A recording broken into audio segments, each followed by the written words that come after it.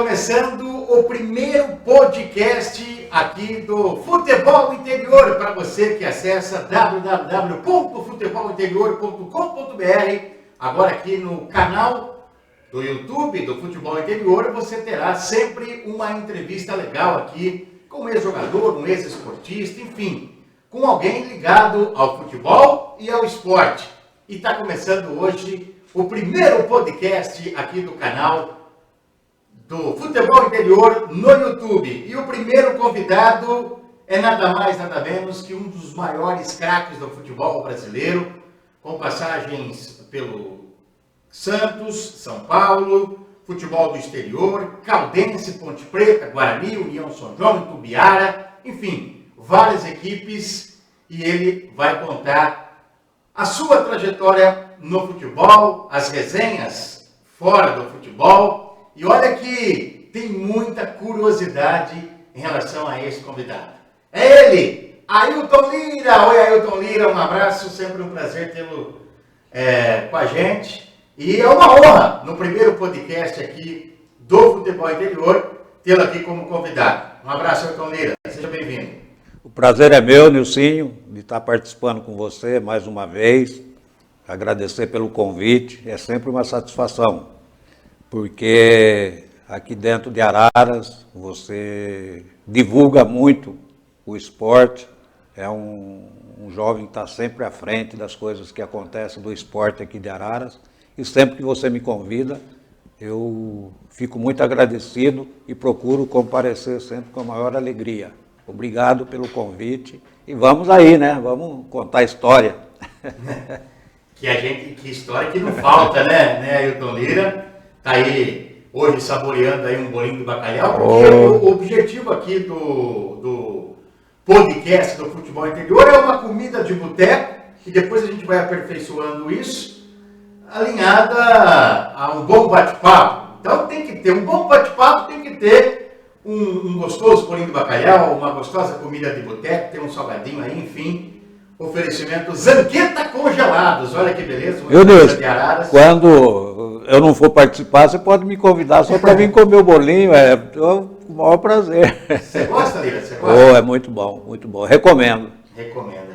Não, mas todos, né? Tudo quanto é tipo de bolinho de bacalhau, não só esse.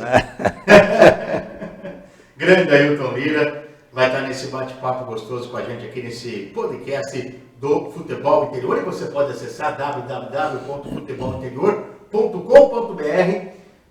Você vai ter todas as notícias do mundo esportivo, em especial do futebol, e de todas as divisões, de todos os times, né? É um site completo para você. E claro, sempre acessar aqui a TV FI, o canal no YouTube, agora podcast também. E olha, no YouTube não é só o podcast, tem gols, né, dos principais campeonatos, tem transmissão ao vivo de futebol, enfim, é um canal completo para você no YouTube. Ô Lira, vou começar falando aqui, né, do início da sua carreira como jogador de futebol. O início foi na Ponte Preta mesmo, né? Foi Ponte Preta desde infantil, mas já jogava aqui em Araras, no Cruzeirinho, joguei em vários clubes aqui, mas o que ficou mais marcado foi o Cruzeirinho, que a gente tinha um time de uma qualidade muito boa.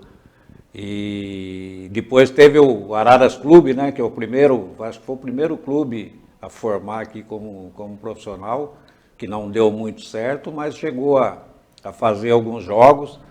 E eu treinava junto com ele, meu irmão jogava, né, o Pedro jogava nesse time do Araras Clube, e eu ia treinar junto, treinava e marcaram uma preliminar para jogar contra, na época, Gazeta Esportiva, era top, o jornal. Eles tinham um time que saía jogar para o interior com o nome de Gazeta Esportiva. Eles vieram fazer a preliminar de um jogo do Araras aqui, e eu fui relacionado para jogar na preliminar.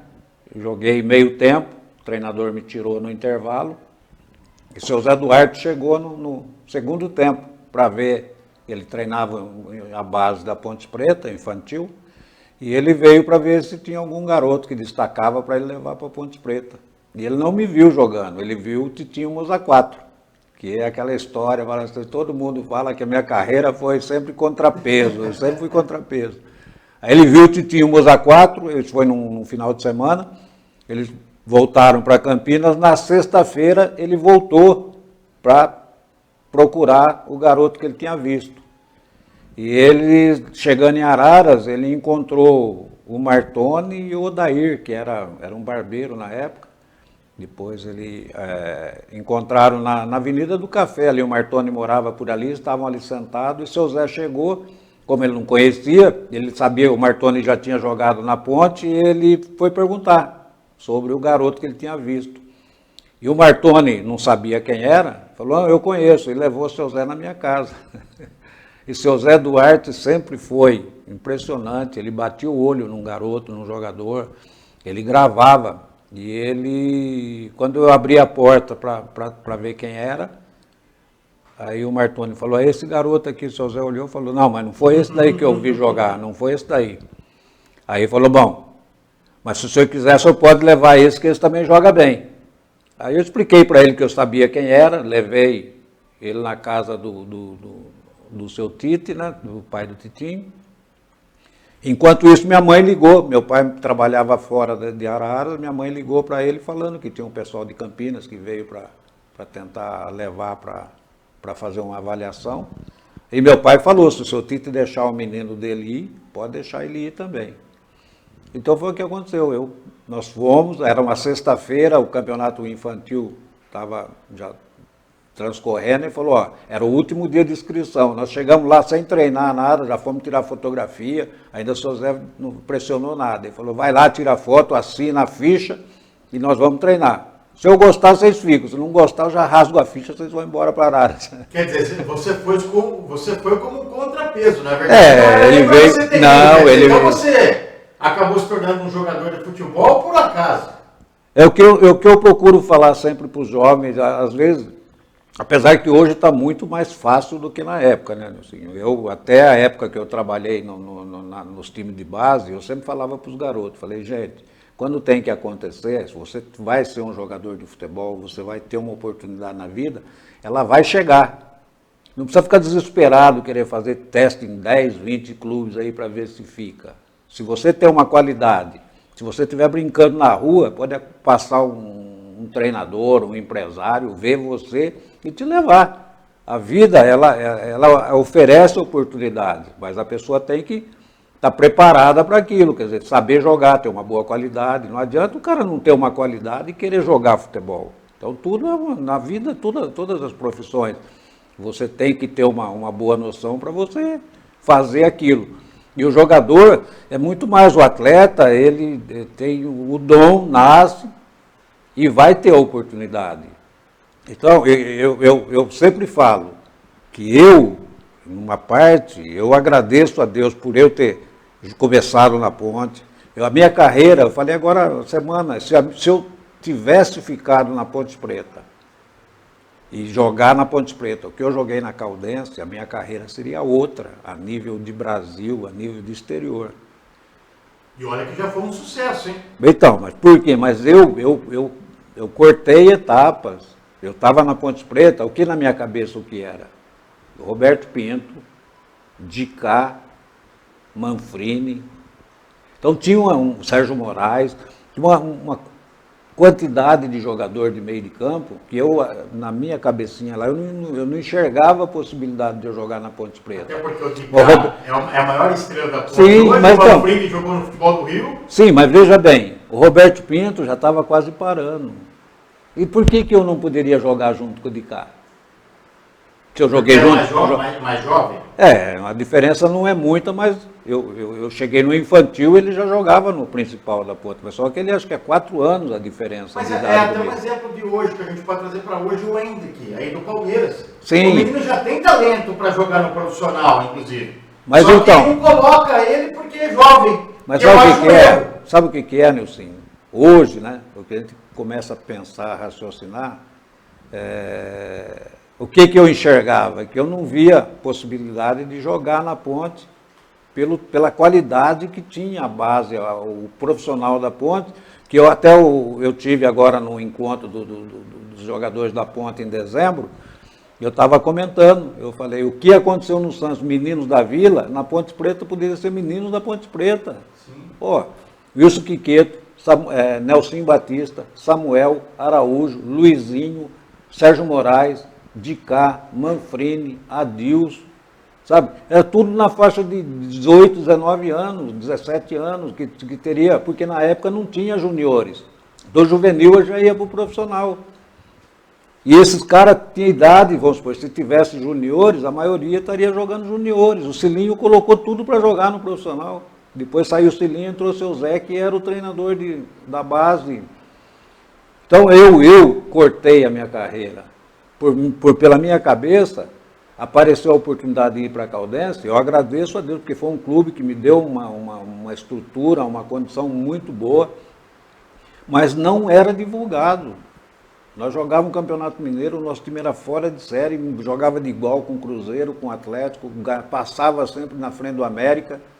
Só que nós estávamos quase 800 quilômetros de Belo Horizonte e na divisa quase com São Paulo, que não tinha, o pessoal de São Paulo não ia cobrir Poços de Caldas. Talvez a estrutura daquela época da Caldense com os da capital Belo Horizonte, a estrutura era bem diferente, talvez por isso que não era. Não disputava os principais campeonatos e também não era. Mas não é, na mídia. Nós sempre ganhamos a vaga do Campeonato Brasileiro, do lugar do América, mas nós não tínhamos estádio. O estádio o Cristiano Osório da Caldense não tinha capacidade de público. Então, eu estou falando e não de estrutura tinha física. Então, não talvez tinha. Pela diferença de estrutura física. Não tinha Pouso Alegre, não tinha Varginha, que tem os estádios hoje, que a Caldense poderia usar num campeonato brasileiro, não existia. E a Caldense não tinha. Era o quê? Então era uma segunda força Terceira. Terceira? Ficava na frente do América. Era a terceira força. Mas naquela época o América ficava à frente do Cruzeiro, não ficava? Não. Quando eu joguei era Cruzeiro e Atlético brigando e o América sempre. E a Caldense era ficava quase sempre na frente do América, com resultados, com colocação no campeonato, sempre campeão do interior, mas não, para nível de campeonato brasileiro, não era viável a Caldense jogar lá em Belo Horizonte. Então naquela época a Caldense era a terceira força e o América era a quarta força. Comparando, sim, pela capital não, mas por resultado, sim, a Caldense quase sempre ficava na frente do América. Então não disputava, e acabava o campeonato mineiro, a gente fazia amistoso, jogava no interior de São Paulo, a gente jogava direto, interior de São Paulo, lá de Minas, não parava, a Caldense jogava o ano todo, ela não parava, terminava o campeonato, ela ia fazendo amistosos, jogando, e sempre com bons resultados. A Caldense, e eu sempre falo, o time mais estruturado que eu joguei foi o São Paulo, em matéria de organização, de tudo, foi o São Paulo. A Caldense, ela não fica, em organização, ela não fica longe dos grandes clubes, não. É um time super organizado, não tem dívida nenhuma, não tem problema na justiça trabalhista, não tem, ela paga religiosamente tudo. Tudo que o atleta merece, tem direito, eles pagam, não deixam. E até quando o cara entra na justiça com aquela falcatrua para tentar, eles, para não ter problema, eles fazem acordo e acertam com o atleta para não ficar pendência nenhuma. Que bacana. Ô Lira, então, da Caldense, você foi para o Santos. Vai dizer que também foi em contrapeso também. É o que dizem, né? Que a Caldense, o Neto, nós começamos junto na Ponte Preta, o quarto zagueiro, que é de Guaxupé. Nós jogamos junto na base da Ponte Preta, subimos junto ali. Eu primeiro, porque eu profissionalizei quando a Ponte subiu da segunda para a primeira divisão. Eu era amador e a Ponte já estava classificada para as finais que eram realizadas no Parque Antártica na época. Era um quadrangular, 4 times classificavam e iam para lá para fazer para quem subia. E a Ponte já estava classificada. E nós íamos jogar contra o Noroeste, em Bauru. O que fizeram? Para não expor os jogadores que iam jogar a final, eles montaram um time B. E na época podia jogar acho que 3 amadores junto no profissional. Sem ser profissional, podia jogar 3 atletas. E tinha mais. Aí eles escolheram os jogadores que eles iam profissionalizar para poder preencher o número com amadores. E eles escolheram eu e o Maurício, um lateral aqui de Limeira, que até faleceu recentemente. Foi eu e ele que eles profissionalizaram para fazer esse jogo lá em Bauru, para não precisar usar o time principal. Levou alguns no banco, mas o time que jogou foi praticamente um time reserva, para se precaver, para jogar as finais depois, e acabou subindo, né? Acabou subindo.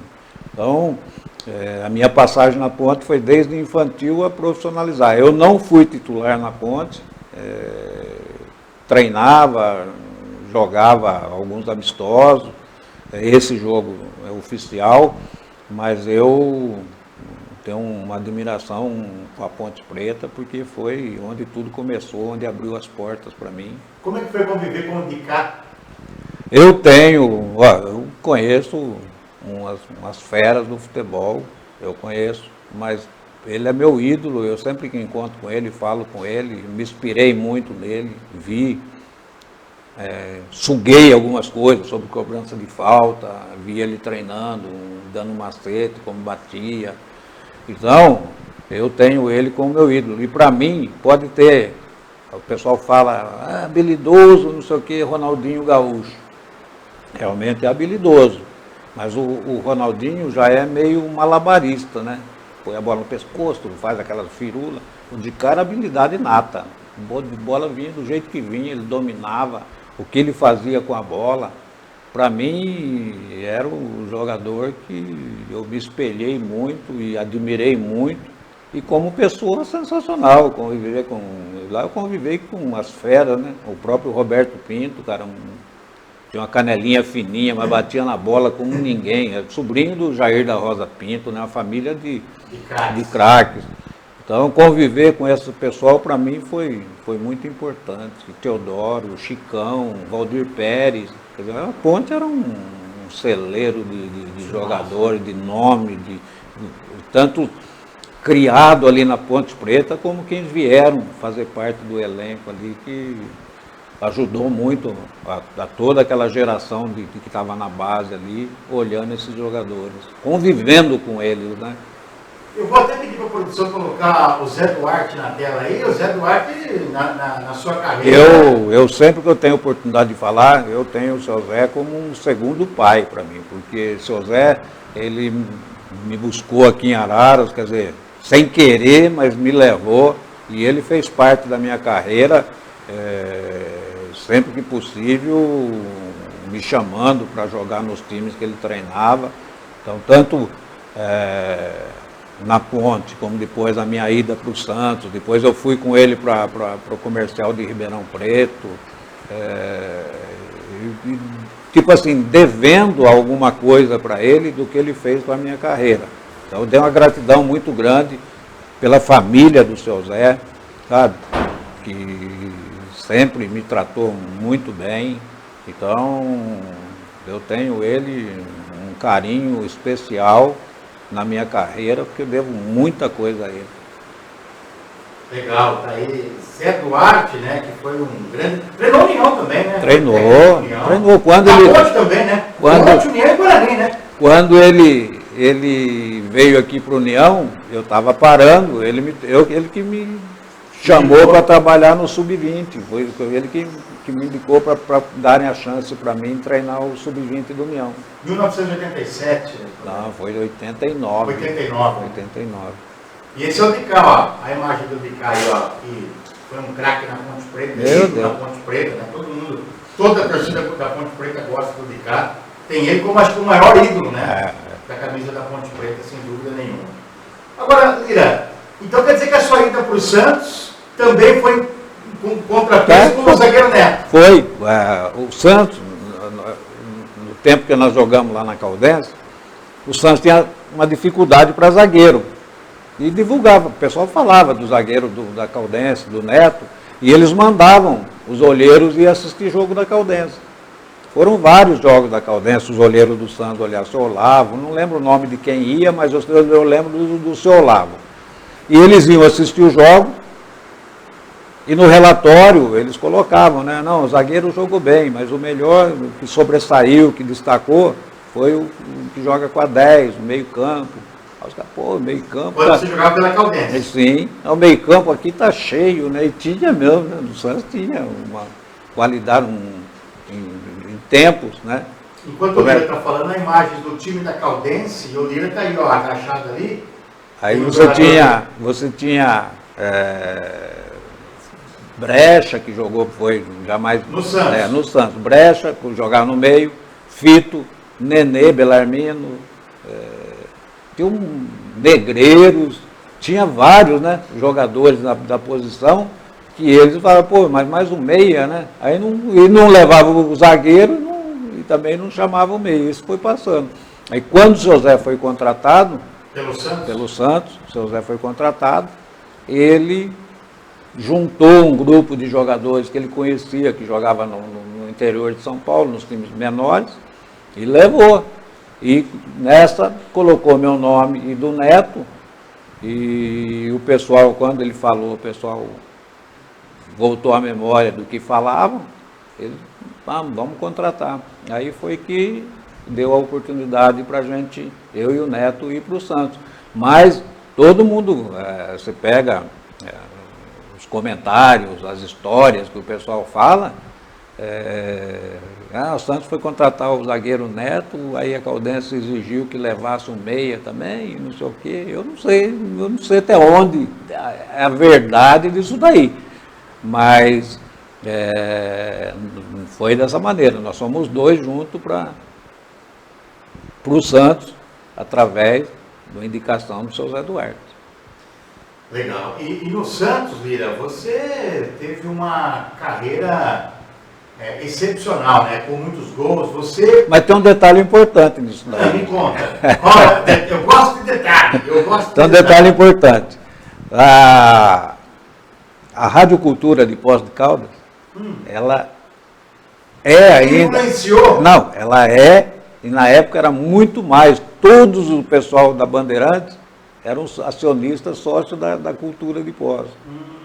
Então o que aconteceu? Bandeirantes, a Bandeirantes era a potência, né? Mas no esporte, na Fiore Gilhote, aqueles bandos de comentaristas, um pessoal tudo de renome, e o Brasil inteiro ouvia a Rádio Bandeirantes. O que aconteceu? Quando eu saí de Poços de Caldas, eu e o Neto, e fomos para o Santos, nós viramos o top. Os caras falavam... Elogiavam. E até a TV, né? Não só a rádio, como a TV. Então, deu um espaço muito bom para a gente, falando, comentando, falando. Porque o pessoal já conhecia vocês de Eles conheciam de lá, e por eles terem a rádio lá, então eles tiveram um carinho especial com a gente. Então, jogava mais ou menos, o cara falava... Já elogiava... Quer dizer, então você não até hoje, o dono da rádio, não sei, estou falando, né, hoje não tenho tido muito contato com o pessoal de Poços a nível de rádio, essas coisas. É o Chico de Assis, que é o dono da rádio de Poços de Caldas. Ele tem tinha lá um programa diário, no horário de meio-dia, falando, e na época ele era um dos grandes, dos bons da Bandeirante na época. E ele, que eu tomo conhecimento, ele é o dono da rádio de Poços de Caldas, e continua.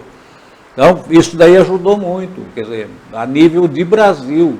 Quem ouvia a Bandeirante, ouvia os comentários, eles falando, não só na época lá de Poços, mas lá do Santos, sabe? Isso ajudou. Elogiando, muito. Lira, pode comer, né? Não é enfeite isso aí não, viu? O bolinho de bacalhau, o salgadinho aí, ó. Peraí. Pode ficar à vontade aí. Vou mastigar um enquanto você vai fazer. Vou dar uma mordida aí, eu vou falando aqui, ó.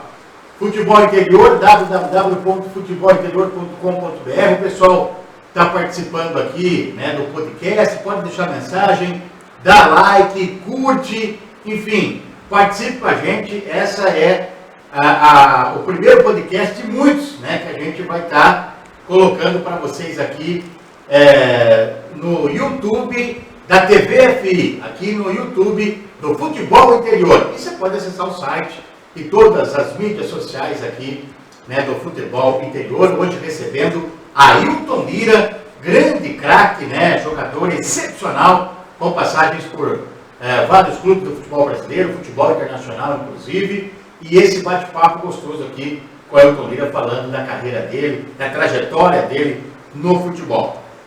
E claro que quebra saboreando aí os produtos Zanqueta congelados, tem bolinho de bacalhau, tem coxinha, tem churros, né? Quibe com queijo, enfim, as iguarias, os produtos congelados da Zanqueta congelados dos principais supermercados, no Toninho Superatacado, tem no Savenhago, tem no Que Barato, tem também nas redes de supermercados de Campinas a Ribeirão Preto, no interior de São Paulo aí, você pode saborear os produtos Zanqueta congelados e quem sabe chegando longe, né? Para você que gosta aí de produtos de primeira qualidade. Ô Lira, mas tem um fato curioso também ainda lá na Caldense, voltando um pouquinho, que você gostava de fazer gols ali, me parece, no gol da piscina ali do clube da Caldense. Que história é essa? É porque o Cristiano Osório, os fundos dos gols, um era um muro, né, que tinha as casas no fundo, e o outro era o gol das piscinas, que ficava o alambrado, o gol ficava quase encostado no muro, e atrás eram as piscinas do clube, do clube social da Caldense. E ali ficava as esposas, os convidados da diretoria da Caldense, ficava naquele lugar ali para assistir os jogos. E ficava praticamente em cima dos goleiros adversários, né? Ali ficava o Seuzinho, que era o homem do foguete, que soltava os foguetes, e as esposas dos jogadores, os filhos, as crianças, ficava tudo naquele espaço ali atrás do gol. E quando saía a falta, eles ficavam provocando o goleiro, né? Principalmente quando era falta, mais ou menos da situação que eu gostava de bater, eles ficavam provocando os goleiros. E eu fiz muito gols ali, muito gol. E tem até a história que eu fui agora, a última vez que eu tive em Poços de Caldas, fiquei até emocionado, que o filho do Seuzinho, né, que era o fogueteiro na época, veio me abraçar quase chorando e falando que o pai dele gostava muito de mim, que ele viu muito eu jogar também, que eu era o ídolo dele. Aí ele comentou até, falou, pô, meu pai falava que quando saía falta ali, ele nem esperava, ele já corria para soltar foguete, que sabia que era gol. Menos, né? Mas é a coisa que marca a gente. Tempos depois, as pessoas relembrar do que acontecia, do que fazia, é uma coisa muito gostosa. Eu vi agora, no último jogo do Santos, aí contra a Inter de Limeira, foi, que o menino lá que veio da Caldense também, os caras estão colocando, né? Pô, tomara que ele faça o que o Lira fez, vindo da Caldense no Santos. Mas eu vi uma coisa que me tocou muito. Ele chorando, quase que chorando, na hora que ele entrou no vestiário para trocar com a camisa do Santos, que é um sonho muito grande, cara. Você imagina eu saindo da Caldense, porque eu não tinha, a minha experiência era lá no futebol mineiro, eu não tinha uma experiência em São Paulo, de como era o campeonato. Aí a gente chega na Caldense, lá no Santos, para jogar no Santos e usar a camisa 10 do Pelé, sabe? O seu Zé pegou, me deu a camisa 10 para mim jogar. É um negócio, poxa, fantástico, é um negócio que não tem preço. Você saber, né, dos nomes que jogaram ali na Vila Belmiro, os monstros sagrados que jogaram ali, e você está ali participando, sabe? Às vezes o jovem não dá valor a isso, quer dizer, está subindo na base, é tudo tão natural que eles não param um pouquinho para pensar. O que já aconteceu ali na Vila, naquele vestiário que eles estão trocando, quem já se trocou ali, histórico, sabe? É uma coisa que o pessoal do mundo todo vem, quer conhecer a Vila pela história do Pelé, pela história daquele time fantástico que o Santos teve, e às vezes está ali não valoriza, não reconhece. E você participou da despedida do Pelé, Sim, né? foi uma das coisas mais emocionantes, mais bonitas que eu vi na minha vida, foi a homenagem à despedida do Pelé lá nos Estados Unidos contra o Cosmo. Foi uma coisa digna dele, né? Eu sempre falo que o Brasil tinha que ter feito uma despedida para ele daquela maneira, pelo que ele fez, ele representou, por tudo que ele levou o nome do Brasil, Ele não teve uma despedida no Brasil igual foi feita para ele lá nos Estados Unidos. Então, é uma coisa que ficou marcada na minha vida, na minha carreira. Eu só arrependo de uma coisa, que eu ter saído para ele entrar no meu lugar, que eu devia ter ficado para jogar junto com ele. Ah, você não, olha só, você não chegou a jogar junto. Não. Olha, você jogou uma parte O primeiro tempo ele jogou para o Cosmo e eu no Santos. Aí no intervalo ele ia entrar no time do Santos e como eu usava 10, sobrou para mim, né? Tanto que eu joguei com a 13, eu nem joguei com a 10 no primeiro tempo. Você não queria dar lugar pro Pelé, que você queria ficar no... Eu queria jogar junto, hoje, se fosse hoje, mas não saía de jeito nenhum. Você não fez igual o Ganso fez com o Dorival Júnior lá, não, eu não vou sair, não. Não, mas isso daí já foi, já tinha sido falado. Mas já pensou você faz, não, mas veja bem, na época, pelo que eu representava, pelo que eu fazia dentro do Santos, se eu chegasse e falasse, não, eu não quero sair, eles não iam me tirar. Eu tenho certeza disso. Mas estava combinado isso, não? Não, já foi combinado, tipo assim, que alguém tinha que sair para... E como eu usava 10... Quem que era o treinador? Otto Glória, seu Otto. Você não xingou ele? Não, eu concordei na época. Depois que cai a ficha, né, Luiz? Agora... Então, depois você se arrepende. É lógico, de pô. Poderia ter chegado ali no técnico, não fazendo nenhum tipo quando foi decidir quem ia sair... Porque eu jogava com a 10, mas eu era meia. Ele jogava com a 10, é meio atacante. E teria que estourar no meio atacante, não em mim. Mas na época ele não pensa nessas coisas, né? E aí depois como eu fiz o gol 8.000 do Campeonato Brasileiro. Na época, gol normal, ninguém comentava nada. Depois você começa a puxar histórias, os caras começam a montar as coisas, você acaba ficando marcado por um gol que na época não... Foi normal, ninguém comentou nada. Oi? Que ano que foi? 77.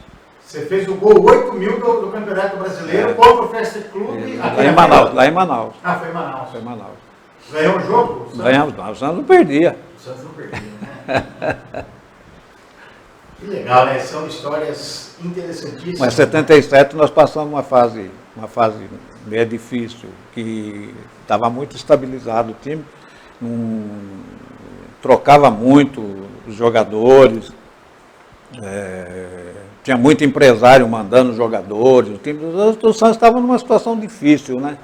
Então, mas o time era bom, o time conseguia jogar de igual para igual, mas nós passamos um momento difícil. Ô Lira, você jogou naquele Meninos da Vila, né? E tinha muitos craques que jogavam com você ali, né? Isso porque não, é assim. Porque tinha que Juari. Não, o ataque. Eu vou explicar. Paulo. Então, vou explicar para você mais ou menos como que eu vejo as coisas. O seu Formiga dirigia a base do Santos. Ele conhecia todos os garotos. E ele, por ser mineiro, ele chamava, né, meus meninos daqui, meus meninos de lá, tá, pá. E quando ele pegou o profissional, ele continuou falando isso, né? Meus meninos, vamos ver, tá sempre falando dos meninos. E ele que implementou os meninos da base junto com alguns experientes do profissional. Porque você pega a escalação do Santos, que era Vitor, veio do Cruzeiro. Nelson Batista, do São Paulo. Joãozinho, veio era do Guarani, do Vitória. Neto foi comigo da Caldense. Né? Gilberto Sorriso veio do São Paulo. Clodoaldo é a base lá do Santos. Pita, base do Santos. Eu vim da Caldense. Nilton Batata veio do Atlético Paranaense. Juari, base. E João Paulo veio do São Cristóvão. Então você pega. Quem que do time de 78 era menino da Vila? Clodoaldo, Juari, Pita. E Pita. Só três. Só que no banco tinha Claudinho, Rubens Feijão, Toninho Vieira, Zé Carlos, Célio, tudo da base, tudo jogando, entrando nos jogos. Mas usava mais os experientes. Menino da Vila mesmo, com o Clodoaldo. E já pega eu, Clodoaldo, Nelsinho, Gilberto, já numa faixa de idade de 26 anos, 27 anos. Então já uma bagagem boa, e encaixou com aqueles meninos, deu no que deu. Por quê? Os mais velhos respeitavam os meninos e os meninos respeitavam os mais velhos. Era uma família, tinha uma amizade, cara, de ter um aniversário de família, os meninos iam, os jogadores irem, então nas reuniões, tudo que fazia, sempre estavam os meninos junto com os coisas experientes. Então encaixou, foi um time que encaixou. Tanto que no vestiário as cobranças existiam, mas tanto a gente cobrava os meninos, como os meninos cobravam a gente. Então era um respeito, por isso que o time... E uma pessoa espetacular, sensacional, o seu Chico Formiga, né? O único treinador que eu tive um probleminha foi com o Cilinho, na base, quando eu comecei. O que você teve com o Cilinho? Não na é... ponte? Na ponte, O que aconteceu? Não é. Eu era cabeça dura. Eu não entendia que ele queria me ajudar, eu achava que ele queria me prejudicar. Então, às vezes, eu batia de frente com ele, não faltando com respeito nem nada, mas não acatando o que ele falava, não entrando por um ouvido e saindo por outro. E isso talvez seja até um dos motivos de eu ter ido para a Caldense, o pessoal da ponte nem ter me segurado, porque eu tinha... Mas o que acontecia? O que você... O Cilinho, ele era estrategista, né? Eu sempre gostei de jogar no meio de campo, e ele queria me usar como um 11 falso, fechando o meio. Você já era estrelinha, então, não era naquela época, então, olha, começou... Eu não aceitava que queria que eu jogasse com a camisa 11, pondo um falso meio ali, um negócio, correr atrás do lateral. Você não gostava de marcar? Não, eu não batia muito comigo essa coisa, eu chiava, às vezes ele mandava eu fazer alguma coisa, eu não fazia. Até que uma vez teve um problema mais sério, que estava tendo uma brincadeira no meio de campo, aquele bobinho, e ele estava sentado conversando com um jogador perto da área grande, ali na ponta. Ele estava sentado conversando e a gente jogando lá. Aquele negócio, o cara joga a bola errada pra gente, aí quer que você vai no meio. Aí eu falei, eu não vou, o cara vai, não vou, a bola veio do meu lado, deu um bico na bola. E ele viu, ele não falou nada, ele só veio. Aí, você tinha quantos anos? Eu estava com 16 para 17 anos. Aí ele pegou, chamou de novo. Eu fiz de conta que não era comigo, sabia que era comigo, fiz de conta que não era comigo. Aí até que na terceira vez, aí eu olhei, eu fiz assim, né? Aí ele fez só assim, ó. Correndo em volta do campo. Aí eu saí naquela passo tartaruga. Dei 3 voltas, o túnel da ponte lá do Amador, lá atrás do gol. Lá. Você foi pro vestiário? Poxa, o pau que estava passando ali, afundei, tomei banho, já juntei minha mala, o seu Zé veio lá, o que aconteceu? Eu falei, não, Cilinho, não fiz nada, e mandou ficar correndo, perguntei quantas voltas, ele falou que era para me desaparecer na pista. Aí eu peguei e me embora, falei, não vou ficar correndo, fui embora, peguei minha mala e fui embora. Aí vim para Araras. Uma semana tudo bem, na segunda semana o pai e a mãe começou a pegar no pé já, não faz nada, fica aí, come e dorme. Peguei a malinha de volta e... Voltou. Mas mesmo sem ser convidado? Ou... Não, eu fui lá, pedi desculpa, retratei. Aí fiquei, mas logo depois eu fui embora para a Caldense. Isso foi um aprendizado também. Foi. Mas você veja bem, o que é? É que a gente é cabeça dura, o garoto quando está começando, às vezes ele toma umas decisões sem pensar. Por isso que eu falo, que o seu Zé me aconselhava, me chamava e conversava, mas não entrava na minha cabeça. E mesmo assim ele continuou me ajudando, sabe? Agora com o Cilinho, o meu relacionamento já era, hoje, depois eu comecei a pensar, falei, pô, ele fazia isso daí com o Dicá também, cara. Ele batia de frente com o Dicá porque ele sabia do potencial do Dicá, queria explorar e o Dicá às vezes não aceitava algumas coisas. Sabe? Então, cada treinador tem uma maneira, tem um jeito de tratar o atleta, que a gente também tem que entender o lado do treinador para dar certo. Não é do jeito que a gente quer, não é fazer o que a gente quer. Mas eu agradeço essas experiências que eu tive. Foi o único treinador que eu tive um probleminha. Os outros... O Chico Formiga, você chegou a comentar sobre o Chico Formiga? Não, o Chico Formiga não teve problema. Não, o seu Chico era um paizão, rapaz. O seu Chico era o estilo do seu Zé Duarte, muito, sabe, dar conselho, de orientar, muito diferente mas eu me dei muito bem, tanto que ele me levou para a Arábia Saudita, né? Eu fui para a Arábia com o seu Chico. Ah, ele estava de treinador lá, é isso? Ele estava treinador, ele tentou me contratar quando ele foi, que eu estava no Santos ainda. Ele falou depois que ele pediu para a esposa dele ir falar com os diretores, ele falou ali, eu não sei se não deram crédito, não acreditaram, não deram nem retorno. Aí ele levou 3 jogadores da base do Flamengo que estavam começando a jogar no time principal. Foi o Lino, que depois jogou no Santos, Palmeiras. Foram 3, eu não lembro agora o nome dos 3 jogadores, mas um eu sei que é o Lino. Um até acho que já faleceu, um atacante. E não deu certo, porque eles foram solteiros, e os costumes lá, o tipo de vida lá, eles não adaptaram muito. Aí quando o seu Chico voltou de férias, ele me encontrei, eu já estava vendido para o São Paulo, encontrei com ele lá em Santos, ele comentou comigo que ele tinha interesse de me levar, se eu aceitava, se eu topava ir. Falei que topava. Falei, não, eu só preciso falar com o pessoal de São Paulo, que eles me compraram agora, não sei se vocês me vendem. Falei, mas o Carlos Alberto Silva, que é o treinador de São Paulo, eu trabalhei com ele na Caldense, vou comentar com ele, que é uma oportunidade boa para mim, e ver se ele me ajuda a falar com o pessoal de São Paulo. Aí fui e falei com o seu Carlos Alberto, ele falou, não, Lívio, você quer ir? Falei, se me venderem, eu quero. Aí ele foi para cima do pessoal de São Paulo, começou a comentar com eles, e eles concordaram, pediu para o pessoal vir conversar com ele. Aí foi seu Chico, não veio nenhum dirigente do Al Nassr conversar com o São Paulo.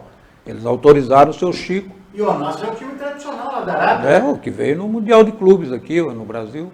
Você jogou uma temporada lá, Lívia? 2 temporadas. 2 temporadas. Aí o seu Chico negociou com... A única coisa que o São Paulo falou que não queria empresário no meio, né? Foi a única exigência que o São Paulo falou, não, nós vendemos, conversamos, mas não queremos empresário.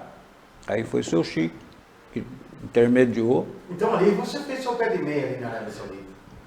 Meu senhor, eu falo assim, eu agradeço a Deus, tudo é oportunidade, mas o que eu fui ganhando na Arábia, hoje o jogador ganha jogando num time do interior aqui em São Paulo. Então na época foi um bom valor, porque o dólar estava alto e foi um bom contrato. Não posso reclamar que para a época a coisa estava muito boa. Mas hoje, se um time da Arábia vier aqui oferecer para qualquer jogador aqui Ponte Preta, Guarani, Inter de Limeira, é capaz dos caras não querer ir pelo valor que eu fui em dólar, o cara é capaz de não ir não. Porque, a diferença é muito gritante. Hoje, bom, tanto é que você vê o que tem de jogador estrangeiro vir jogar aqui no Brasil, que na época não tinha isso. É verdade. Era o brasileiro que ia para fora, só hoje não. Você pega todo time aí, tem 3, 4, 5 jogadores de fora jogando nos times do... Mas isso também não é porque a moeda. Não, mas a moeda, né? A moeda. O Palmeiras não consegue encontrar, sei lá, um grande craque hoje aqui no mercado brasileiro, o Corinthians não consegue. A gente começa a buscar aí, não tem craques como tinha no passado também, né? Futebol, mas, senhor, mas é porque eu vejo assim, o futebol ele mudou muito para os jogadores para melhor, né? Para os jogadores ficou bom. A liberdade que foi apregoada com a Lei Pelé, né? O jogador não tem mais passe preso, é só o contrato que faz, o cara é obrigado a fazer 3, 4, 5 anos, dependendo da qualidade do jogador, já renova antes de terminar o prazo para não perder o jogador. Então, para o jogador ficou muito bom, mas afetou muito a base, afetou muito o trabalho de base. Você não... ver essa base do Palmeiras que jogou a Copinha, eu fiquei encantado, cara. Fazia tempo que eu não via um time. Bons jogadores como o Palmeiras tem, né? Montou um time. E o treinador deve ser muito bom, cara, porque o time não é o time que marca e joga. O São Paulo tem um bom time, mas é diferente do Palmeiras. O São Paulo tem um bom time, mas deixa o adversário jogar, não marca igual o Palmeiras marcou na Copinha. Então, é difícil, tem jogador no Brasil? Tem, mas a maior parte dos esquemas que jogam sacrificou muitos jogadores que se tornaram ídolos no passado e hoje que o pessoal fala, não jogaria, que não sei o quê. Não joga porque tem dificuldade para os treinadores colocar. Eu falava, Lira, se jogasse hoje, você não ia jogar. Eu falei, eu ia jogar sim, cara. Não joga do jeito que você jogava, mas eu ia adaptar do jeito que é o futebol hoje. É muito diferente, Lira?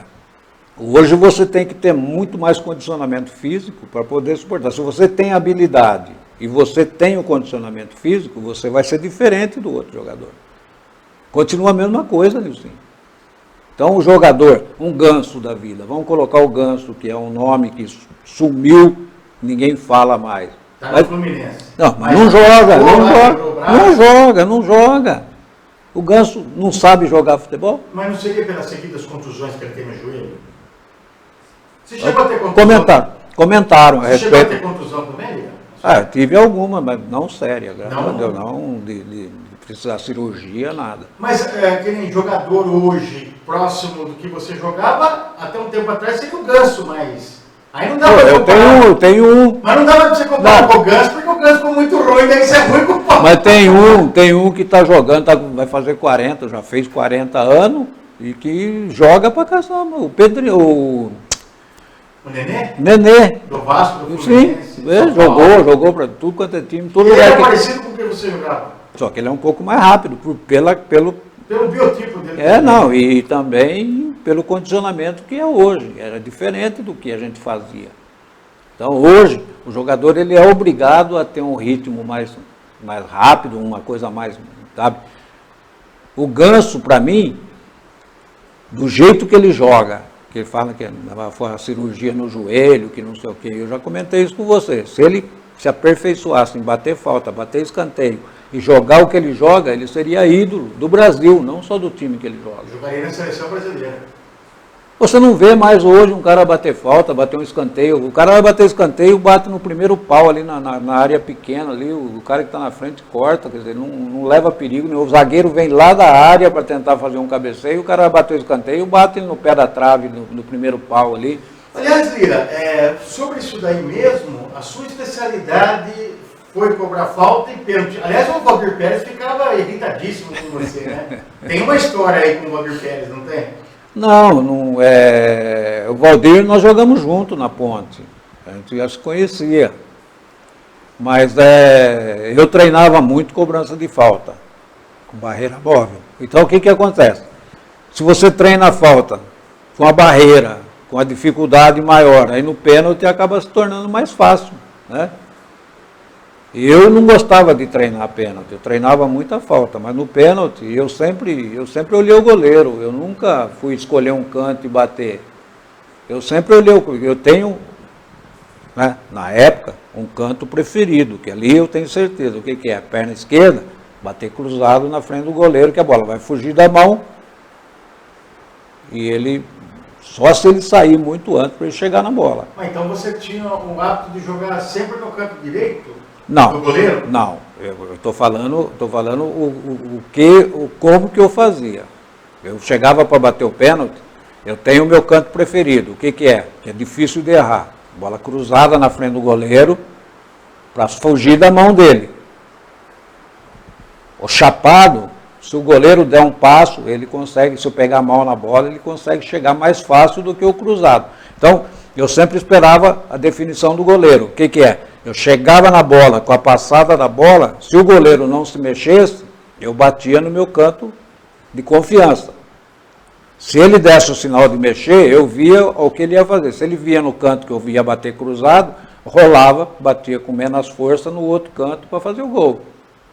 Se ele fosse lá, eu batia, sabe, sempre tirando do goleiro. Eu olhava o goleiro. Eu vejo hoje, o cara vai bater o pênalti, a hora que ele chega na bola, o goleiro já está indo no canto, ele chuta lá em cima do goleiro. Por quê? É falta de frieza, de esperar ver o que o goleiro vai fazer. Um dos que eu achava para mim, falei, pô, um goleiro que seria difícil bater pênalti nele era o Dida. O Dida é grandão, grandão, e ele só ia depois que o cara batia na bola. Você entendeu? Então ele ficava parado. O que é? Aí é uma confiança que você tem que ter de bater no canto, de garantir a sua. E se bater fraco, ele chega. Então você tem que usar um pouco de força para não dar tempo dele chegar na bola. Tudo é momento do pênalti. Tem pênalti que você vê, o goleiro está caindo aqui do lado, aqui, o cara joga a bola em cima do goleiro está caindo. Então é complicado, Nilson. É uma coisa que tem que ter a frieza. Principalmente chega numa decisão de pênalti, que você sabe, se você errar, o time pode perder a vaga, a chance. É difícil, não é fácil para qualquer um. Você bota em um estádio lotado, né? Tudo é um peso que o jogador tem que ter. Uma que você teve que repetir várias vezes contra o Valdir. Não, foi contra o Valdir que o Morgado mandou voltar, né? Que teve invasão. Teve invasão do jogador na área e teve a invasão. O Valdir que veio quase em cima da bola na hora que eu cheguei para bater o pênalti. Mas não teve. O Valdir. O Valdir tinha mania de enervar. Ele tinha mania de, vou pegar, eu sei onde você bate, não sei o quê. Ele falava? Falava. Ele provocava. E você? Como que você reagiria? Não falava nada, depois pega lá no fundo. Lá. Você falava? Para ele, o Moacir, também o Moacir que daqui foi goleiro. O Carlos Ganso? O Carlos foi só falta. É Carlos Ganso mesmo, né? O Carlos foi só gol de falta, não fiz de pênalti dele. Foi 2 faltas importantes. E você tinha um estilo assim para cobrar falta? Era treino, Lira? Treino. Ou você já tinha o dom de cobrar falta? Não, é treino. É treino, mas também tinha o... Por quê?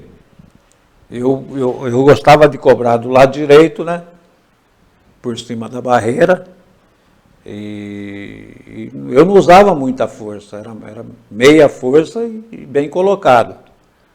O que acontecia? Tinha goleiro que sabia como eu batia, quando chegava na bola, ele dava o passo. Aí eu batia no canto dele. Você viu que o goleiro dava o passo? Mudava a batida e bateu. O Carlos mesmo tomou o gol meu assim. Quando eu cheguei na bola, ele deu o passo para me cobrir o lado onde eu costumava bater. Aí eu bati não deu para ele, não dava para ele voltar. Porque o goleiro fez isso daqui, para ele voltar, ele não consegue. Aí eu fiz 2 gols dele, um no Morumbi e um no Pacaembu. No Pacaembu foi aquele que a torcida ficou gritando meu nome, Lira, Lira, Lira, que eu também, acho que foi a primeira vez que fizeram aquilo. E foi um gol importante para a gente chegar na final de 78, né? Foi justamente contra a Ponte Preta. Contra a Ponte Preta. É o gol que a gente está vendo na tela aí, o Lira, né? Fazendo esse golaço aí. Contra a equipe da Ponte Preta, era o Ganso, né, o goleiro, e nesse gol ele deu passo. Deu. E aí você bateu no canto oposto, ele ficou estatelado no meio. Ficou, não tem como voltar, né? É a mesma coisa no pênalti, o goleiro vai para o lado, você pode rolar fraquinho que ele não consegue voltar. Vamos ver se tem um lance do Lira aí cobrando pênalti também, aí a gente vai colocar. Olha aí, ó. Vamos ver se é esse... não, é falta também. Aí é falta no Morumbi. No Morumbi também. Corinthians 1, Santos 1. Aliás, uma vez você falou pra mim, Lira, que você gostava de fazer gol no Corinthians, né? Porque daí você voltava pra casa, seus familiares... Meu irmão. Seu irmão era corintiano, Pedro? Pedro. Que jogou mais que você. Jogou mais. Mas não jogou lugar nenhum.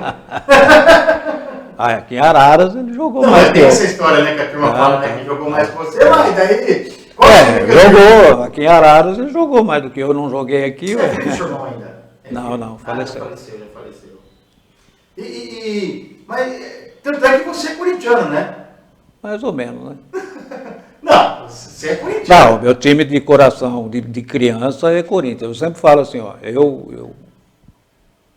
até eu jogar profissional, o Corinthians torcia mesmo pro Corinthians. Depois que a gente se torna profissional, você começa a jogar por outros times, você torce pro time que você está jogando. Claro. Né? E hoje, Eu admiro muito o Santos. Metade é Santos. Se joga Corinthians e Santos, eu peço até que empate para mim ficar contente. Não gosto quando um ganha, o outro ganha, porque um que é o time do coração e o outro que abriu as portas para mim no futebol brasileiro e mundial, né? Porque se não fosse pelo Santos o que eu fiz, eu não iria também jogar fora do Brasil. Mas de criança é Corinthians, porque tem uma história, né? Meu pai era São Paulino e minha mãe era corintiana. O meu pai assistia jogo assim, ó, não falava nada, a minha mãe se chutava a bola na trave, ela saía pulando, gritando. Aí a família toda foi tudo no embalo da mãe, porque eu vou torcer para esse time aí, eu vou torcer. Todo mundo ficou corintiano, então. A maioria. E você, então, o time do coração é o Corinthians. E depois que parou de jogar agora, torce para o Corinthians, só não quando enfrenta o Santos. Eu gosto quando o Corinthians ganha ainda, eu gosto. Mas gosto do Santos também, o Santos passou a fazer parte da minha torcida. Agora, Lira, o time que você fez mais gols na carreira foi justamente contra o Corinthians, né? Tem essa história que você chegava em casa e aí seus irmãos ficavam bravos, né? O Pedro, eles jogava contra o Corinthians, eu fazia gol e pum, vinha para Araras. Aí entrava na casa do meu pai lá, eles, pelo amor de Deus, você fala que é corintiano ainda? Você só faz gol no Corinthians? Eu faço porque eu gosto do Corinthians. É história. E você fez muitos gols no Corinthians. Agora, Lira, fala uma coisa. Lira, pode saborear aí, degustar aí os nossos salgados aqui, tá congelados. O pessoal vai pensar que não tá bom. Não tá. Não tá legal? Não tá bom? Não, é que vai atrapalhar, né, Lira? Então vai, enquanto você come mais um bolinho de bacalhau aí, eu vou falar aqui do futebol interior. Você pode acessar www.futebolinterior.com.br e você pode acompanhar todas as informações do mundo esportivo, em especial futebol, de todos os campeonatos do Brasil e do mundo. Acesse www.futebolinterior.com.br. E aqui no YouTube, você está acompanhando o podcast, entrevistando Ailton Lira. E claro, a gente vai fazer muitas entrevistas aqui no podcast, a gente vai aperfeiçoar, enfim. Sempre vai ter um convidado para você aqui no podcast do Futebol Interior, aqui no YouTube TV FI. Então você se inscreve, curta aí, né, o nosso canal, curta aqui esse programa com Ailton Lira, que tá bacana essa entrevista, tá legal, muitas curiosidades para você aqui no podcast do Futebol Interior, aqui no YouTube. Inscreva-se no nosso canal e acompanhe as redes sociais aqui do Futebol Interior. Mandar um abraço aqui para o Arthur Eugênio, do Futebol Interior, que sabe tudo e mais um pouco de futebol, um fanzaço do Ailton Lira, que é o proprietário aqui do Futebol Interior, também Elcio Paiola, um fanzaço desde quando o Lira jogava na Ponte Preta. Aliás, Lira, você, por onde você anda, né, sempre tem as pessoas reconhecendo, né, as pessoas... Teve uma vez que você teve numa empresa, se eu não estiver enganado, em Amparo, que um funcionário da empresa que você foi visitar ou foi jogar futebol lá, o cara veio abraçando você, beijando o seu pé, de tanto que ele gostava de você. Não tem uma história dessa, Lira? Eu fui numa empresa em Amparo e o proprietário chamou o motorista dele, né? Perguntou se me conhecia, o cara ficou me olhando, falou que não. Aí falou, tá vendo? Você não é santista coisa nenhuma. Esse é Ailton Lira. O cara mudou o semblante dele. Eu pensei até que ele fosse passar mal. Ele veio, me abraçou, falou um monte de coisa para mim. Essas coisas que deixam a gente emocionado, satisfeito, sabe? Que você conseguiu passar alguma coisa, né, para um torcedor, para o cara que gosta do futebol, porque hoje já não é só mais o torcedor do Santos, ou no caso do São Paulo, pela minha passagem lá. Hoje é torcedores de times, por onde a gente vai, todos eles admiram. Eu sou palmeirense, mas gostava muito do seu futebol, sabe? É uma coisa que deixa a gente satisfeito, que a gente conseguiu realizar aquilo que propôs fazer, né? Jogar futebol e agradar os torcedores. Eu vejo nas redes sociais hoje, o pessoal comentando, coisa que emociona a gente, coisa que a gente nem lembrava mais, o que aconteceu com a pessoa, sabe? É gratificante, deixa a gente bem emocionado de tomar conhecimento dessas situações com os torcedores. Ô Lira, você não chegou a jogar pela seleção brasileira, você chegou a ser convocado ou não? Não. Não chegou a ser convocado pela seleção brasileira? Em 78, na época tinha uma pré-convocação, acho que eram 40 nomes, eu entrei numa dessas aí, dos 40 nomes, e que não podia vender para o exterior. Acho que foi para a seleção de 78, que era o Cláudio Coutinho. Mas nunca tive a oportunidade de ir treinar ou fazer um jogo pela seleção. Mas chegou a ser cogitado? Então, foi pré-relacionado, uma lista de 40 nomes, eu mas entrei. Era muito caro. Era muito difícil, a mas só o fato de você estar nessa lista... Mas uma coisa que aconteceu também, que tenha prejudicado de eu não ser convocado, é que esse time de 78, ele foi depois da Copa. Ele foi lançado depois da Copa. Porque o Campeonato Paulista de 78, ele começou depois da Copa do Mundo de 78 na Argentina. No segundo semestre? Sim. E foi terminar em 79. Então você não foi convocado antes da Copa ali, não. Que poderia ser cogitado? Então, antes eu fui nessa relação de 40. Meu nome entrou nessa relação dos 40. Para ir para a Copa?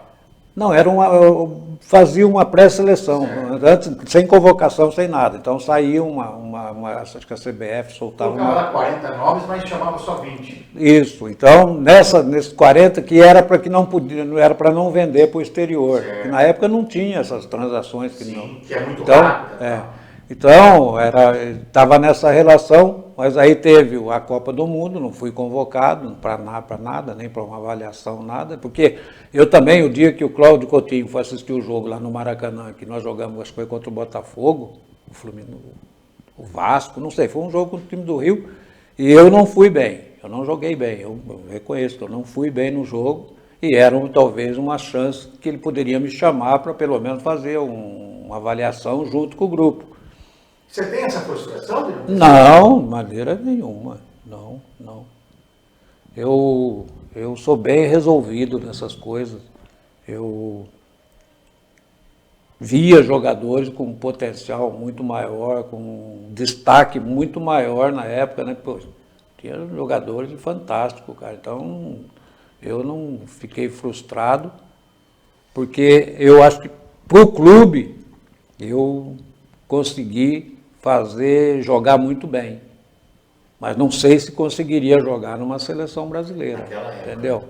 Porque hoje, eu costumo dizer o seguinte, naquela época, o técnico, ele, para escolher 11 jogadores e deixar um ou outro de fora, era algo corriqueiro. E o técnico, imagino eu, que nem dormia à noite, justamente pensando nisso. Poxa, eu vou ter que cortar esse jogador, a torcida vai ficar chateada, o time, mas eu vou puxar, o time que ele joga vai ficar chateado. E hoje não. Hoje o técnico tem dor de cabeça, mas quem que eu vou chamar para a lateral direita? Não tem. Você não perde. Porque assim também, ou só eu que penso. Não, você pega, poxa, em convocações, cada fera que ficaram de fora de convocação, porque tinha outro jogador na posição que não. Sabe? Sempre teve discussões, né? Hoje tem discussões com quem está chamando. Não é? É exatamente isso. A dificuldade do treinador. Hoje o lateral direito é o Daniel Alves, que está com 38 anos e querendo parar de jogar. Eu não consigo entender algumas convocações que tem para a seleção. Eu acho que não estão convocando os melhores, né? Seja do Brasil, seja da Europa. Eles estão convocando alguns jogadores de alguma coisa política para vender. Comercial. De interesse da CBF. Até eu vi ontem, acho que foi ontem, uma matéria com o Dudu do Palmeiras, e os caras comentando que ele falou, poxa, pelo que eu já fiz, o que eu estou jogando, pelo menos para testar na seleção, poderia ter sido chamado. Mas o que acontece? Aí o Dudu é vendido, não para a China, né? Mas é vendido para um time da Europa. Aí chama. Um mês depois chama o cara para convocar para a seleção do Brasil, não chama. E você entende que o Dudu teria que ser convocado? Eu vou ser franco, eu não gosto muito do futebol do Dudu. Eu acho a mesma situação que o comentário do Marinho. Qual o jogo importante que o Dudu decidiu para o Palmeiras? Ele é um jogador que ele sobressai, ele vai, dribla, corre, pá, faz alguns gols nos times que não tem muita expressão, mas quando chega jogo importante, ele não resolve. Mas é bom jogador? É bom jogador. Eu não sei se na seleção, no clube, às vezes ele não consegue fazer isso, será que ele vai fazer na seleção? Não é um jogador de seleção, então. É que nem o Coutinho, né? O Felipe Coutinho. Na minha visão, tem jogadores que rendem muito mais no clube do que ele. Mas ele já tem Mas ele vai bem na seleção. Desde base, ele já é convocado. Então tem muito uma linha, às vezes, que os técnicos de seleção faz, que não é os melhores do momento. Eles seguem uma linha porque o cara já tem uma experiência de seleção de sub-15, sub-17, sub-20, aí vai para o profissional. E às vezes não dá chance para um jogador que surgiu mais velho, que no caso do Marinho. O Marinho, há um ano e pouco atrás, que ele estava fazendo gol de tudo quanto era jeito no Santos, ele poderia ser convocado para ser testado. Vai jogar nessa Sul-Americana, Copa América. Pô, o que custa pôr um Marinho para jogar na Copa América, um Dudu para jogar na Copa América? Ganhar, ganhou, se não ganhou, também não, né? Mas não, fica sempre os mesmos jogadores. Firmino da vida, agora está esse pessoal aí. Brasil é favorito para ganhar a Copa? Não estão as não coisas. Não coloca o Brasil como favorito? Eu não.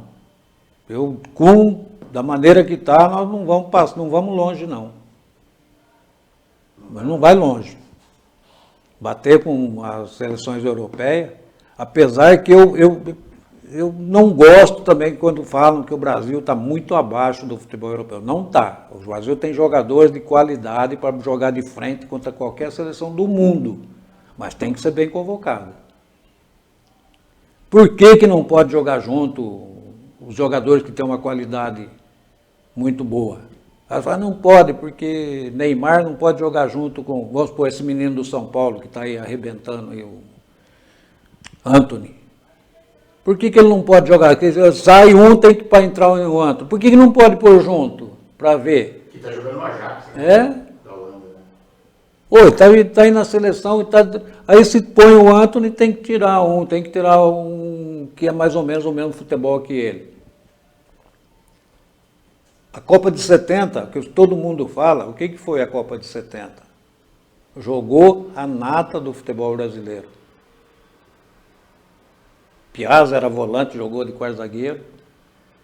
Rivelino era meia, jogou fechando ali, que o Cilinho queria que eu jogasse. Porque se fosse hoje, Rivelino ia ter que brigar com o Gerson. Os dois não poderiam jogar junto. O Rivelino e Gerson teria que ver, quem teria que jogar era Edu, que estava arrebentando e o Zagallo não colocou ele. Então, por quê? Era muito. Imagina Edu ficar de fora numa seleção dessa de hoje. Não podia. Não tem jeito. A qualidade que o Edu tinha que jogava, não podia ficar de fora. Jogador, né? Mas você pega Jairzinho, tanto joga como ponta como meia. Tostão era meia, jogou de centroavante. Gerson jogou na dele. Rivelino jogou fora. Pelé jogou na dele. Tudo. Você acha que esses 5 poderiam jogar junto? A sã consciência. Hoje não jogaria nunca. Não jogaria. Até porque ninguém marca, né? É? Não tem nenhum não vai longe. Hoje eles olham. Primeiro ele vê se o cara marca, depois ele vê se o cara tem talento para jogar. Os treinadores fazem isso hoje, né? Os caras falaram, Lira, como você jogou, você e o Pita, 2 canhotos juntos.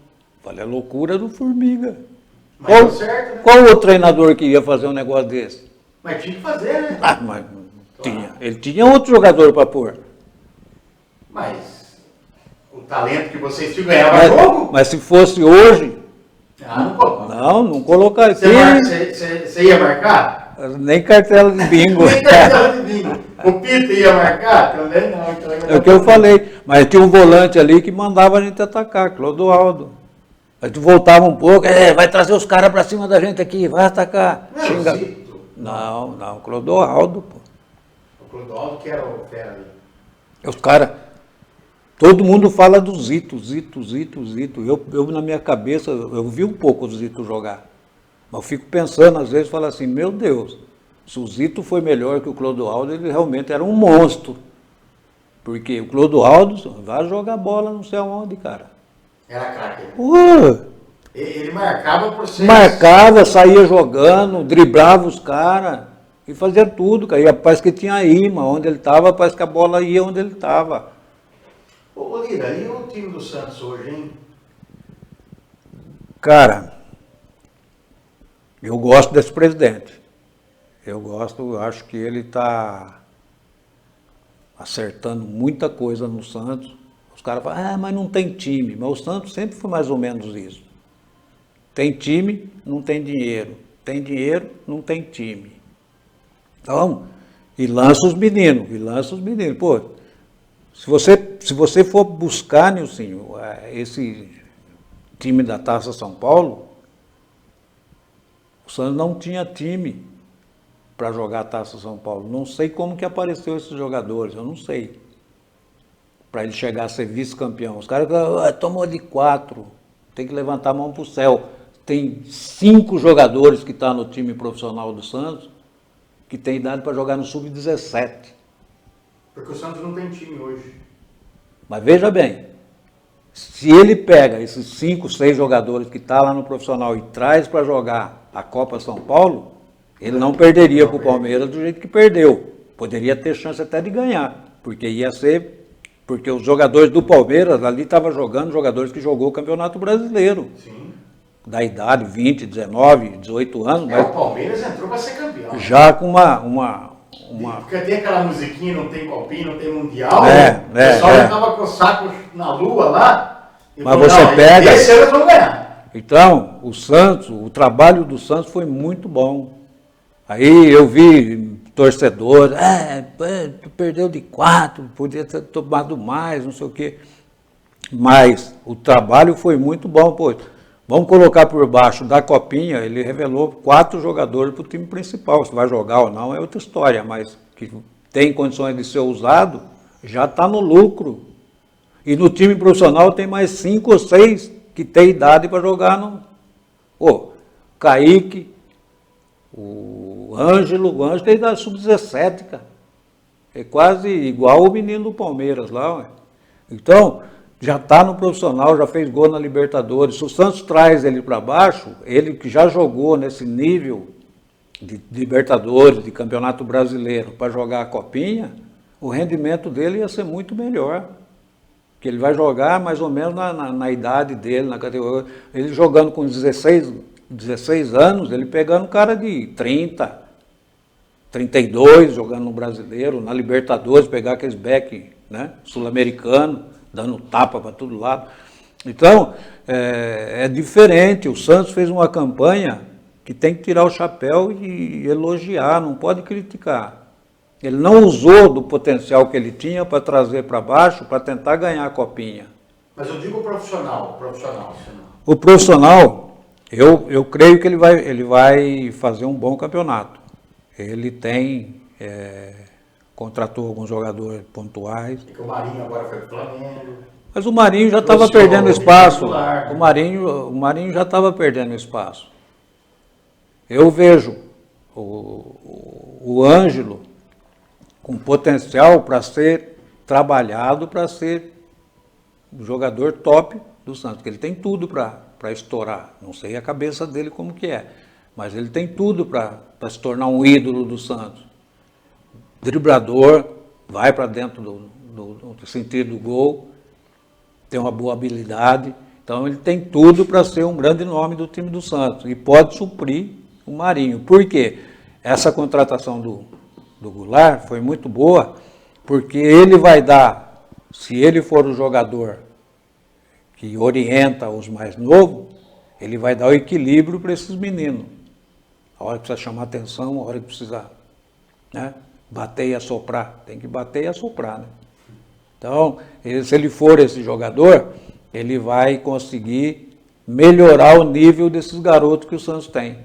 Porque o importante de você contratar um jogador experiente é ver se o perfil dele é o jogador que vai ajudar ou se vai xingar e atrapalhar os meninos.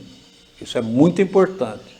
O perfil do jogador para orientar, para dar o caminho para os mais novos. E eu acredito que o Goulart seja esse jogador que vai fazer isso daí com esses meninos do Santos. Vai ser o jogador que vai ajudar ali o Santos a resolver os problemas do Peixe nessa temporada 2022. Bem, estamos chegando à final, bate-papo gostoso com o Ailton Lira. Ó, quem quiser saber mais da história do Ailton Lira, eu tive a honra de escrever a história do Ailton Lira no livro Araras e seus craques do futebol, tem na livraria Pontes, à venda, entra aí, livrariapontes.com.br, tem no Mercado Livre, pode pôr aí no Google, enfim, na internet, digitar em algum lugar aí que vai aparecer. Alguém no Brasil está vendendo esse livro aí, mas tem na Livraria Pontes, mas tem gente que compra, já leu, vende, coloca para vender, tem muita gente vendendo aí o livro Araras e seus craques do futebol, tá aí ó, na tela para você. Tem fumaça esse livro aí, não tem não? Mas importante, Nilcinho, não é só Ailton Lira, não. Fala aí quem está nesse livro aí. Ah, tem mais. Eu tenho... Ó, o Veloso está nesse livro. Veloso, Roberto. Marinho, Roberto Carlos, Lica, Nelson, zagueiro do Flamengo, Bernardo Miranda, que foi o maior conquistador de títulos aqui no interior de São Paulo, Danilo Sacramento, jogou no Vasco, jogou na Ponte Preta, no Guarani, no Red Bull Bragantino. O Fabiano Goleiro tem uma história curiosa também, Fabiano Goleiro que aposentou também. Sorato, campeão do Vasco em 89. Risa, história boa do Risa também, já faleceu. Jogou no Santo André, no Corinthians. E o Roberto Carlos, lateral esquerdo, que está lá em Madrid, ídolo do Real Madrid. Olha, deixei para o final aqui um caso que isso daqui, meu, é coisa histórica. Acho que você já deve até saber. Como foi fazer propaganda do Banco Itaú? Como foi isso? O Banco Itaú ligou para você, falou, ó, quero que você faça uma propaganda do Banco Itaú, porque, meu, o Banco Itaú fazia... Aliás, antes do Lira falar aqui, eu já quero dizer o seguinte, o Banco Itaú deveria reunir esses jogadores dos anos 70 que fizeram propaganda, acho que foi o Lira, Pedro Rocha e outros jogadores que fizeram. Poxa, para fazer uma propaganda, o marketing deveria utilizar isso hoje para fazer alguma coisa, inclusive a propaganda recente aí do Banco Itaú, que tem aquela atriz, a maior atriz da Rede Globo, que me foge o nome agora, com uma menininha, que ela fala as palavras difíceis, e aí ela fala, quem que ensinou isso para você? Ela fala a vida. Né? Então, eu acho que tem alguma coisa relacionada com esses jogadores do passado. Então, eu acho que o Itaú, o Banco Itaú, deveria... Ô, produção, lembra o nome dessa atriz? A produção pode me ajudar aí? O nome dessa atriz que faz a propaganda do Itaú hoje, maior atriz aí da Globo, né? Da Rede Globo de televisão.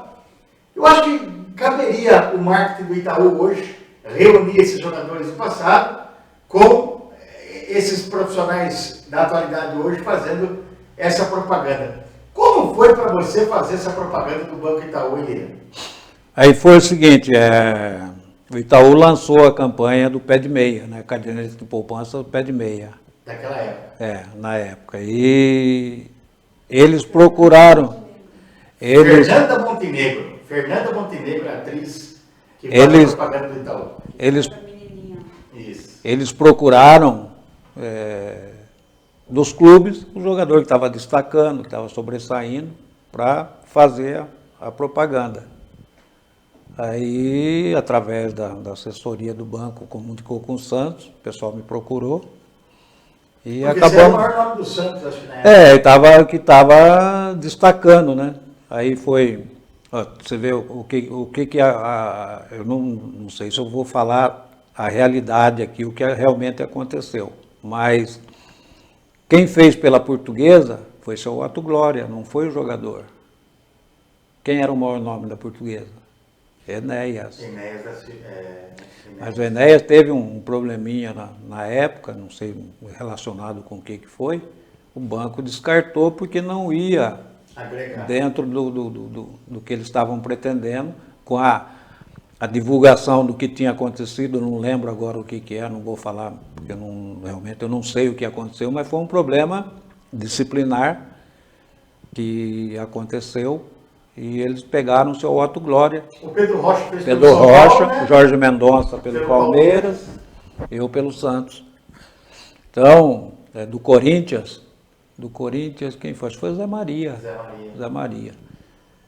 Aí ofereceram um cachê legal lá. Eu fiz o primeiro ano e depois renovei o segundo ainda. Eu fiz 2 anos a propaganda dessa caderneta de poupança. Vamos ver essa propaganda aí? Vamos relembrar? Vamos botar na tela então, produção. Pode colocar aí relembrando, né, a propaganda que o Ailton Lira fez para o Banco Itaú, olha só.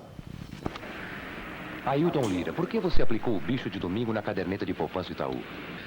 Porque a vida é que nem futebol, nem sempre a gente ganha. Logo o negócio é fazer um pé de meia rápido. E com a caderneta de poupança Itaú, eu estou fazendo o meu pé de meia. Porque ela rende juros, correção monetária e tem a garantia do nome Itaú. É isso aí. Caderneta de poupança Itaú, o pé de meia dos santistas. Em qualquer agência do Banco Itaú. E um bolinho de bacalhau. E foi uma jogada de marketing sensacional. Não, fica à vontade, Lira. Fica à vontade, eu nem vou te chamar agora, pode ficar à vontade. E foi uma jogada de marketing. Vamos ver de novo. Pode pôr produção de novo. Vamos ver de novo essa propaganda que é legal. Olha aí, ó. Ailton Lira, por que você aplicou o bicho de domingo na caderneta de poupança Itaú? Porque a vida é que nem futebol, nem sempre a gente ganha. Logo o negócio é fazer um pé de meia rápido. E com a caderneta de poupança Itaú, eu estou fazendo o meu pé de meia. Porque ela rende juros, correção monetária e tem a garantia do nome Itaú. É isso aí. Caderneta de poupança Itaú. Só que repetiu muitas vezes para gravar isso. Em qualquer agência do Banco Itaú. E Lira, você teve que ler lá o cartaz. Era Não. Era da cabeça? Então você era fera mesmo. E você gravou um monte de vezes ou não? Repetiu um monte de vezes. E daí eu fui nada. Tem jogador que ficou de manhã até meia hora do almoço, não conseguiu voltar no outro dia. Não, só teve você, Pedro Rocha, Zé Maria e o... Jorge Mendonça. O Jorge Mendonça. Ei, cara, que coisa. Lira, mas realmente foi histórico isso aí, foi bacana. Foi bom. Foi legal. A turma está perguntando o que é isso que o Lira está tomando. Isso aí é água com groselha. O Lira é fã de água com groselha, só toma água com groselha. Tá aí, ó. Grande Ailton Lira, saboreando bolinho de bacalhau, produtos zanqueta congelados. Lira, tratamento. Quero agradecer demais a sua presença aqui, o primeiro podcast aqui do Futebol Interior. Espero que seja o primeiro de muito e o primeiro tinha que ser você pela sua história, trajetória, por tudo aquilo que você representa, não só para o Santos, para a Caldense, para a Itubiara, para a União São João, Guarani, Ponte Preta, Pro Alnasser, enfim, mas o que você representa para o futebol brasileiro, para o São Paulo, para o Santos nem se fala, e para a Caldense, né, que são os times que você realmente fez sucesso. Mas para o futebol brasileiro e pela pessoa sensacional que você é. Muito obrigado e fiquei muito feliz de a gente ter batido esse papo há 1h30 quase batendo esse papo aí, Lira. Muito obrigado. Eu que agradeço, é um prazer e realmente eu fico muito emocionado quando eu converso com torcedores do Santos, do São Paulo, Caldense, de Itumbiara, que eu recebo várias mensagens, sabe? Brasília, que eu joguei um pouco lá no Guará.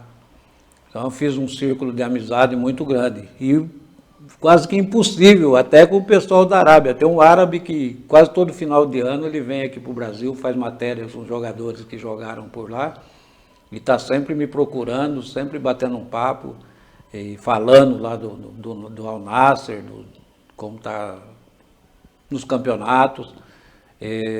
Isso deixa eu muito emocionado e com a sensação do dever cumprido, né? Assim, graças a Deus por todos os times que eu passei, só tenho lembranças boas e isso que conta. E aqui em Araras a nossa amizade, né?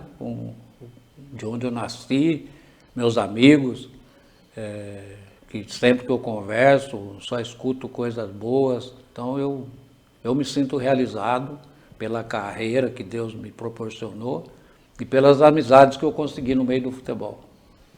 Legal, obrigado. Ailton Lira foi o nosso convidado de hoje. Muito obrigado a você que ficou acompanhando aqui esse podcast.